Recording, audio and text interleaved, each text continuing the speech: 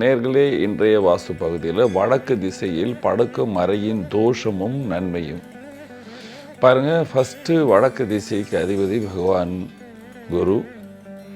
குருவின் திசை வடக்கு திசையில் படுக்கலாமா? யார் படுக்கலாம், யார் படுக்கக்கூடாது? பாருங்கள், சாதாரணமாக சொல்லும் பொழுது வயதானவர்கள் படுக்கலாம். பித்த நோய் இருக்கிறவர்கள் படுக்கலாம். ஆனால் சீதளம் அதிகமாக இருக்கிறவங்க, சிந்தனை ரொம்ப அதிகமாக இருக்கிறவங்க, கடக ராசி, விருச்சிக ராசி, மீனராசி, மகர ராசி, இவங்க முடிஞ்ச அளவுக்கு படுக்கக்கூடாது. கடகராசி இந்த 4 ராசியும் வடக்கக்கூடாது. ஏன் என்று சொல்லினா, வடக்கு திசை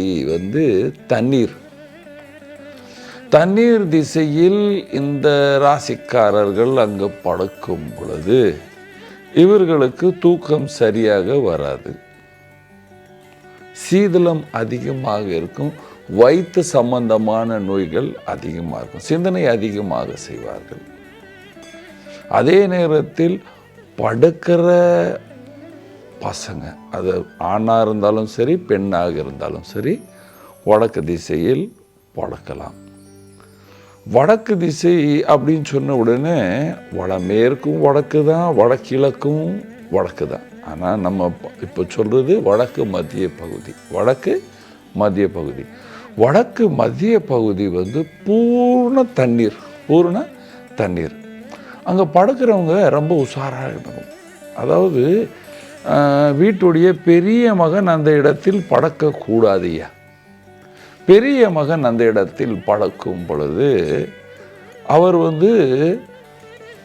லைனை விட்டு மாறுவார். அதாவது அவங்க அப்பா ஒரு பில்டராக இருக்கார், ஒரு டெக்ஸ்டைலிஸ்டாக இருக்காருன்னா அவர் ஏதோ எந்திரம் பண்ணுறேன், மந்திரம் பண்ணுறேன், பூஜை பண்ணுறேன், தியானம் பண்ணுறேன், நான் மத்தியானம் 2 மணிக்கு தான் ஆஃபீஸுக்கு வருவேன் அப்படின்னு எல்லாம் பேசிட்டு தன்னுடைய தந்தையின் சொத்தை ஒழித்து விடுவார்கள். புத்தி கெட்டுவிடும், சுறுசுறுப்பு இருக்காது. சில பேருக்கு வாரிசு பிறக்கிறதுலேயும் கஷ்டம் உண்டாகிவிடும். அதே நேரத்தில் வடக்கு திசையில் படுக்கிறவங்க இது ரொம்ப உஷாராகணும். வடக்கு ரூமில் படுக்கும் பொழுது வடக்கு திசையை ஒட்டி பெட்டு இருந்தால், அவர் சோம்பேறியாக மாறிவிடுவார்கள். அவர்கள் வீட்டில் திடீர்னு விபத்துகள் வர்றதுக்கு வாய்ப்புகள் அதிகமாக இருக்கும். ரொம்ப பெரிய சொத்தை சம்பாதிக்க முடியாத நிலைமை இருக்கும். மத்தியானம் வீட்டில் போய் படுத்துக்குவாங்க, சாப்பிடுவாங்க, படுத்துக்குவாங்க.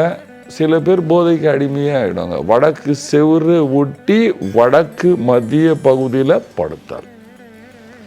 இப்போது இந்த வடமேற்கு அப்படின்னு சொல்லும் பொழுது படுக்கலாம், மகன் படுக்கலாம், திருமணம் ஆகாத பெண்கள் படுக்கலாம், வெளியூருக்கு போகணும் என்று நினைக்கிறவர்கள் படுக்கலாம். வடகிழக்கு அப்படின்னு சொல்லும் பொழுது சின்ன பசங்க, படிக்கிற பசங்க, அதாவது +2 வரைக்கும் படிக்கிற பசங்க எல்லோரும் வடகிழக்கு ரூமில் கிழக்கு திசையில் தலை வைத்து படுக்கலாம். இந்த வடக்கு மத்திய பகுதி தண்ணீர் என்று சொல்லும் பொழுது ரொம்ப வயதானவர்கள் 60 கிராஸ் பண்ணிட்டீங்க, 70 கிராஸ் பண்ணிட்டீங்க, 80 கிராஸ், இவங்க படுக்கலாம். எனக்கு கொஞ்சம் நிம்மதியான தூக்கம் வரும். ஆனால் இங்கே அதில் ஒரு காம்பினேஷன் இருக்குது. வடக்கு திசையில் படுக்கும் பொழுது இவங்க எல்லோருமே அந்த ரூமின் அமைப்பை கவனிக்க வேண்டும். அமைப்பு என்று சொல்லும்போது அந்த வடக்கு ரூமுக்கு மத்திய பகுதியில் கிழக்கில் தலை வைத்து படுத்தால் நல்ல தூக்கம் வரும். வடக்கு ரூமில் மேற்கில் தலை வைத்து படுத்தால் கனவுகள் அதிகமாக வரும். கனவுகள் அதிகமாக வந்தால் தூக்கம் சரியாக வராது. தூக்கம் சரியாக வரவே இல்லை என்றால் வயிற்று சம்பந்தமான நோய் இருக்கும், மன சம்பந்தமான நோய் இருக்கும், பிபி வளர்ந்துடும். அதனால் வடக்கு ரூமில் படுக்கிறவங்க ரொம்ப உஷாராக இருக்க வேண்டும். இன்னொன்றுங்க, இந்த வடக்கு ரூமில் படுத்தா இண்டஸ்ட்ரியலிஸ்ட்டாக மாற முடியுமா? பாருங்கள், உங்கள் வீட்டில் ஒரு 3 மகன்கள் இருக்கிறாங்க. அப்படின்னு இருக்கும்போது நீங்கள் தென்மேற்கில், அடுத்தவர் வடமேற்கில், அதுக்கு அடுத்தவர் தெற்கு மத்திய பகுதி, லாஸ்ட்டு மகன் வடக்கில் படுக்கலாம்.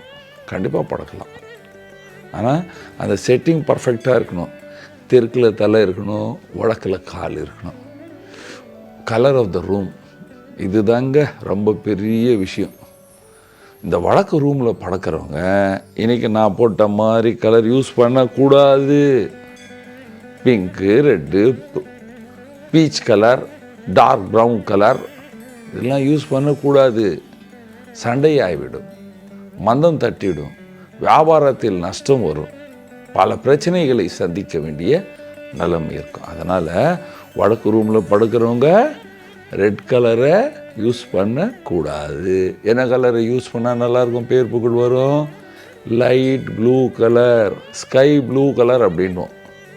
அல்லது ஒயிட் ஆஃப் ஒயிட் கலர் அந்த இடத்துல யூஸ் பண்ணலாம். வடக்கு திசை குபேரனின் திசை. குபேரனின் திசையில் படுக்கிறவர்கள் பணக்காரனாக இருப்பார்களா? ஐயா, எல்லோரும் சவுத் வெஸ்ட்டில் தானே படுக்கணும் அப்படின்றாங்க. பாருங்கள், எந்த திசையில் படுத்தாலும் பணக்காரலாம் வரலாம்.